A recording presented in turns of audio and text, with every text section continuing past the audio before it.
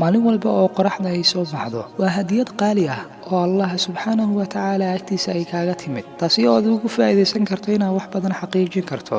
ee jooji warwarka iyo walbahaarka ee naftaada mar walba kugu haydo ha ka walwalin in Allah subxaanahu wa ta'ala uu aqbali waayo ducadaada xaqiiqdii Allah ayaa garanaya wixii khayrka ugu jiro qorshihiisana ayaa ugu wanaagsan ha ka walwalin guuldarooyinka iyo fashilka ku soo gaaray ku faraxsana oo in aad cashir ka baratay way aragnimana aad ka heshay ogsoonuhu qof kasta oo guuleystay wuxuu soo maray guuldarooyin fara badan ha ka walwalin wax aadan awood u lahayn in aad xakamayso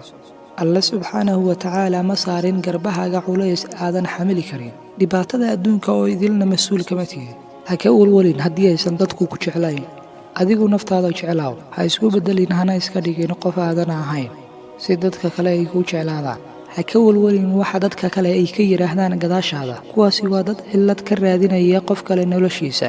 halka ay dhibaatada naftooda haysana saxi lahaayeen ha ka walwalin kuwa nacaybka ka buuxo way careysan yihiin sababtoo ah runta aad ka hadashaa ayaa beenta ay ku hadlaan burinaysa ha ka walwalin wax maqan iyo mustaqbalka Allah ayaa garanaya waxa dhici doona xooga saar in aad wanaajiso maanta iyo waxa aad haysato ha ka walwalin haddii aadan joogin meeshii aad rabtay Allah ayaa garanaya meesha kuu roon sabar oo ku qanacsan oo halka aad joogto ogsoono warwarku waa waqti lumis waxba kama bedeli karo naftaada wuxuu wareeriyaa maskaxdaada wuxuuna ka xadaa farxadaada Allah subxaanahu wa ta'ala taladaada saaro Allah ayaa garanaya halka ay wanaaga ku jirto wassalaamu calaykum wa rahmatullaahi wa barakaatuh